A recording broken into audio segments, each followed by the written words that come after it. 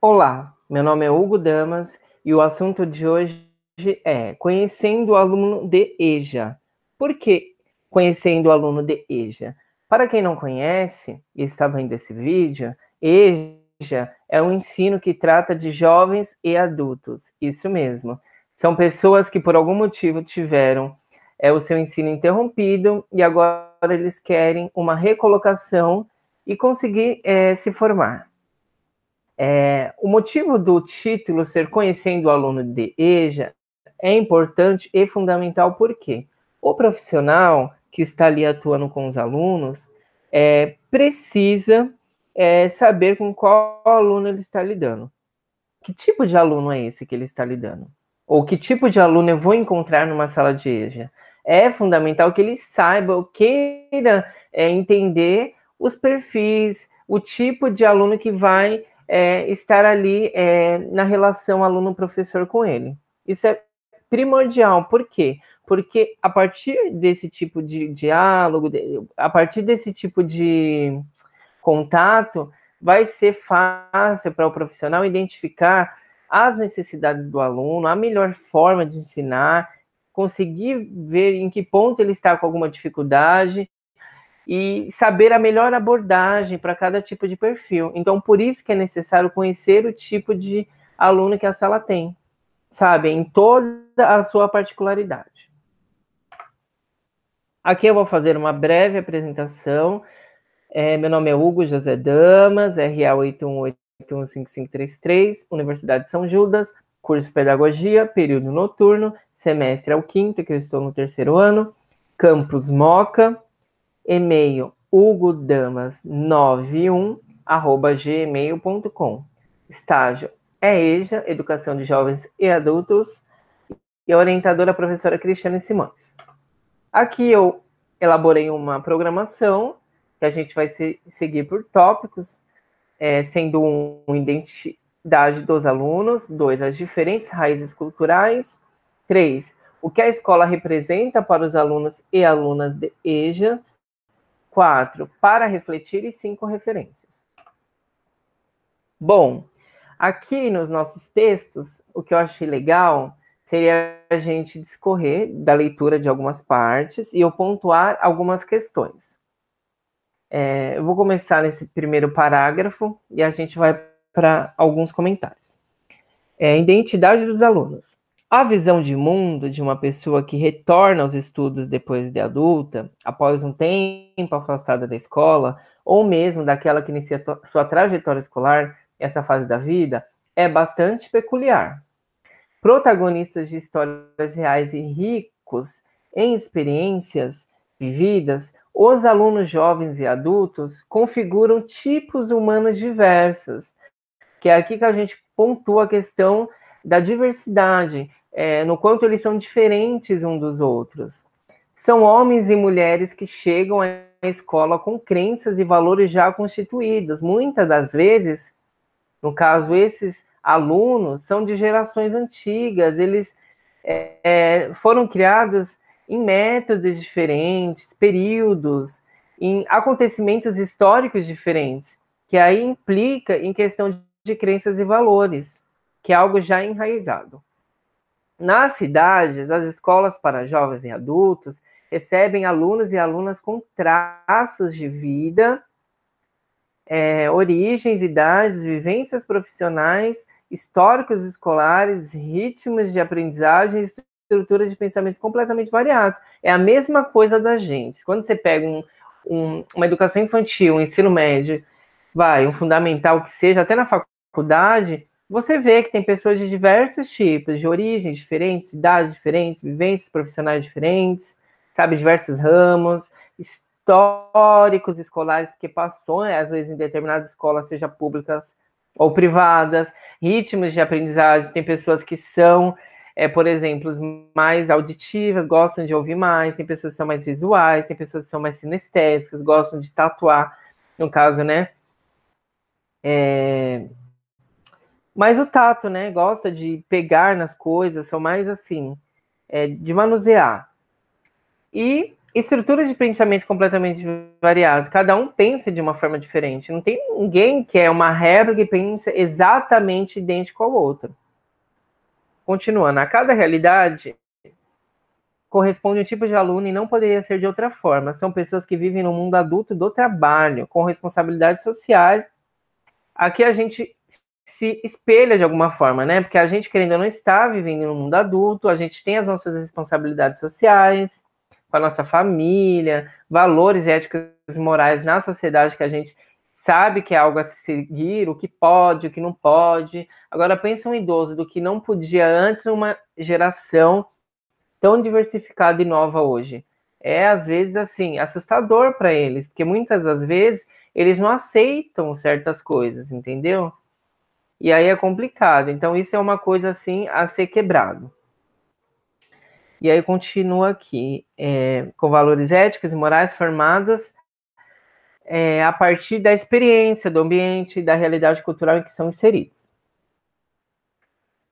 Aqui, continuando, eu também coloquei um trecho do relato de um aluno de EJA, para a gente entender um pouco melhor da sua expectativa em relação a esse mérito de conseguir concluir o estudo. Ao escolherem o caminho da escola, os jovens e adultos optam por uma via propícia para promover o seu desenvolvimento pessoal. 2 pontos. Aí aqui é o relato desse aluno. O meu maior desejo é poder terminar meus estudos, fazer um curso técnico ou mesmo uma faculdade. É a mesma coisa que a gente. A gente, quando termina o ensino médio, a gente tem todo esse sonho.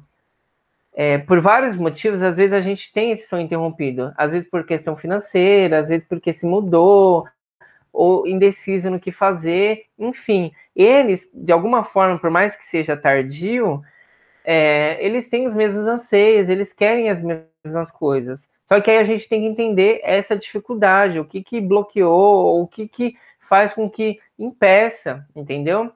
E promover sempre esse desenvolvimento e ajudá-los. Aí, continuando. Fazer um curso técnico ou mesmo uma faculdade, pois já estou percorrendo metade do caminho dos meus desejos. Espero da vida a capacidade infinita de realizar com êxito qualquer tarefa e decidir agir com otimismo e autoconfiança, porque dias prósperos não vêm por acaso. Nascem através de muita luta e persistência. Aqui a gente já vê que é um perfil de uma pessoa batalhadora, que ela reconhece o quanto é dificultoso quebrar barreiras e conseguir chegar em um determinado lugar. Então, ela valoriza as coisas. Por esse tipo de fala, a gente consegue identificar isso. O nome dele é Marcelo, e aqui, né, ele é colocado como aluno de EJA. Isso é uma experiência real da referência que eu trouxe. Aqui eu coloquei uma frase de efeito que é bom para a gente fixar, no caso dos profissionais vocês, fixarem, que é importante a gente ter isso em mente sempre. Pense sempre em seus alunos, jovens e adultos, como pessoas em desenvolvimento. Sim, em todos os níveis de desenvolvimento, desde o infantil, jovem, adulto que seja, a gente sempre está em desenvolvimento. Isso não para. Sempre a gente está aprendendo alguma coisa, sempre a gente acha que estava certo e às vezes está aprendendo o correto de algo que não era certo, ou a gente se reinventa e acaba adotando uma coisa que é nova e a gente desconstrói o que a gente achava que era certo pra gente. Que a gente às vezes pode mudar de opinião, entendeu? Então essa é uma frase muito importante que a gente tem em mente quando a gente pensa nos alunos, nos jovens, nessa classe de EJA, por exemplo. 2. As diferentes raízes culturais. Nos centros urbanos, um traço presente nas classes de educação de jovens e adultos é da diversidade de origens. Encontram-se nos espaços da sala de aula pessoas que migram de suas cidades de origem em busca de melhores condições de vida, trabalho, moradia, estudos e de novas oportunidades. Aqui a gente remete também a pessoas de outros estados, às vezes uma região precária, por exemplo, onde tem um grande índice de analfabetos, que seria no Nordeste, a gente vê como referência também o Ceará, pessoas às vezes que migram, né, seja de outro país, às vezes que vem para cá, ou também do nosso próprio país, que vem de outros estados, buscar a vida em cidades grandes e precisa, de alguma forma, do ensino, né, da sua formação, porque não adianta vir, um exemplo, para São Paulo, concorrer a uma vaga se a pessoa não tem o mínimo de noção para se comunicar em sociedade cotidiana. E isso eu não estou dizendo em questão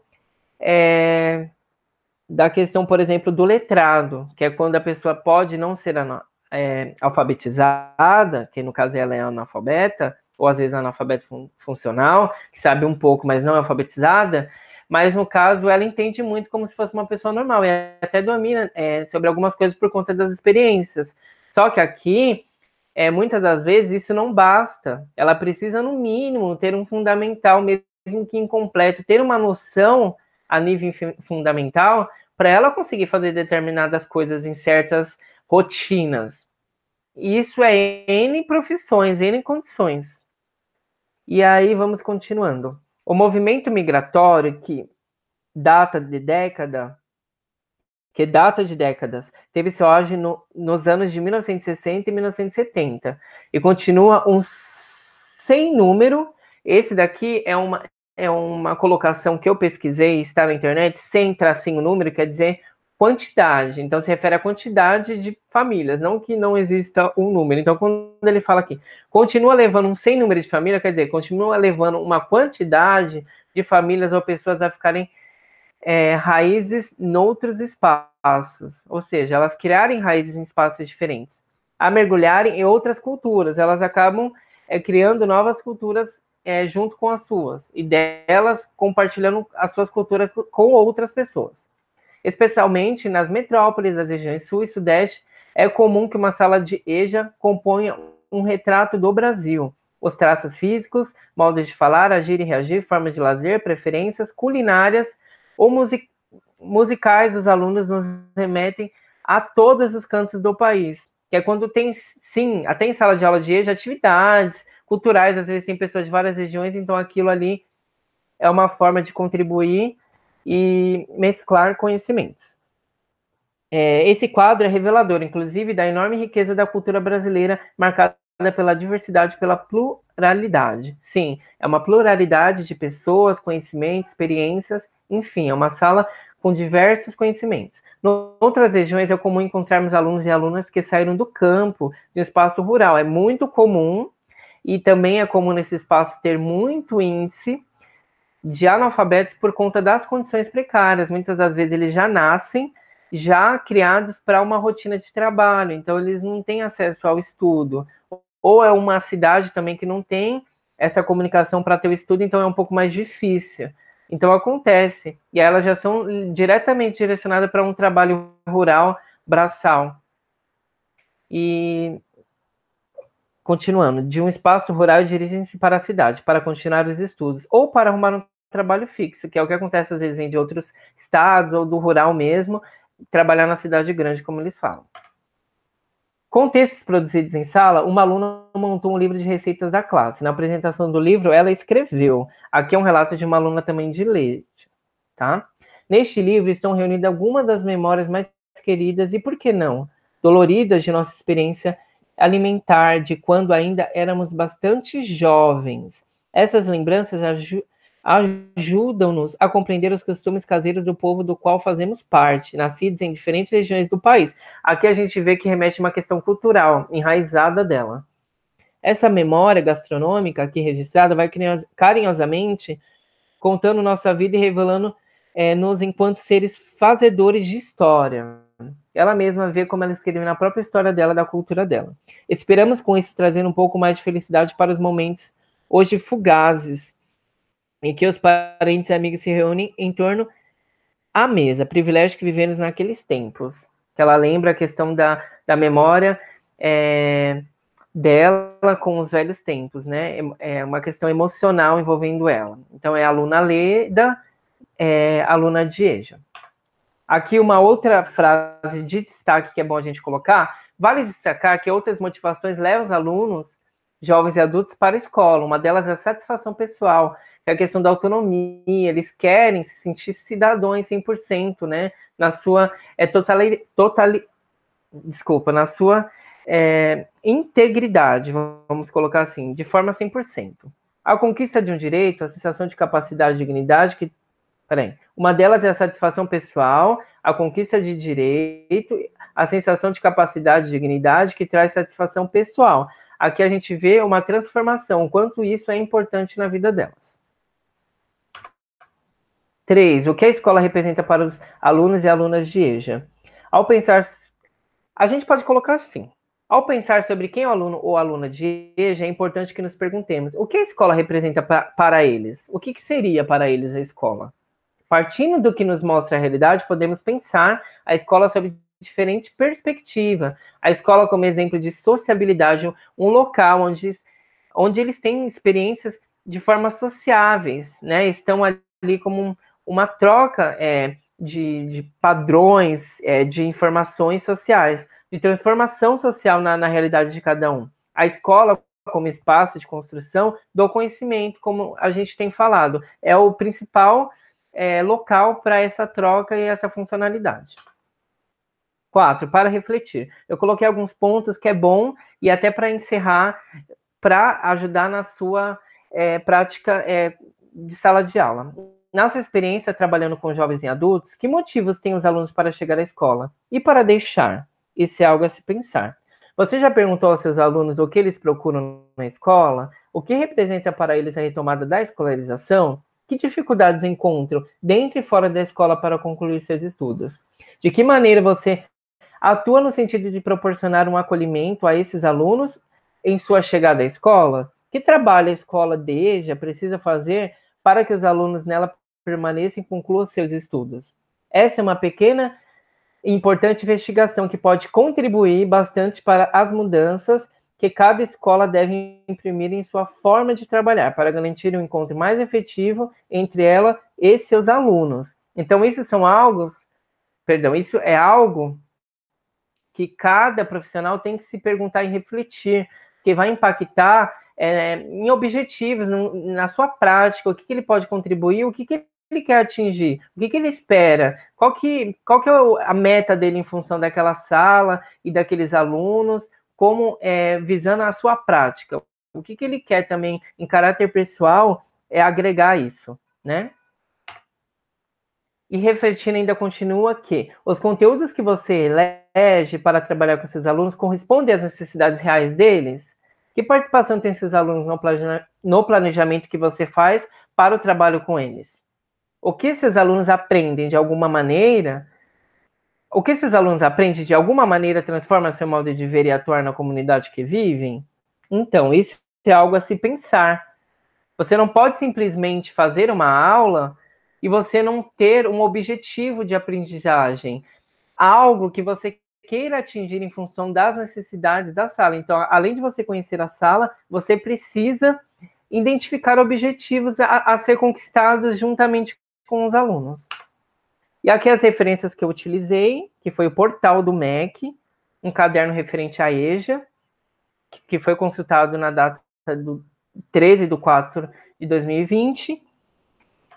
E é isso, eu agradeço e daqui para frente serão alguns outros vídeos que serão postados e eu espero de alguma forma ter agregado para o conhecimento de quem estiver assistindo esse vídeo, seja um futuro aluno que pretende atuar por alguma experiência familiar que vê a dificuldade do familiar, ou um profissional recém-formado, ou um profissional mesmo que queira ter mais conhecimento na área. Então, esse é meu vídeo. Então, muito obrigado pela atenção.